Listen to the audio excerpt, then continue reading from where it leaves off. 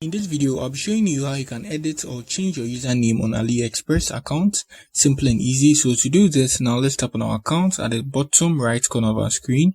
We tap on that there. We can do that straightforward by tapping on our username on top there. You can see the arrow on your screen, or let's tap on the setting here. Good. And now all we need to do is tap on our profile. Good. And now you can see nickname there. So we can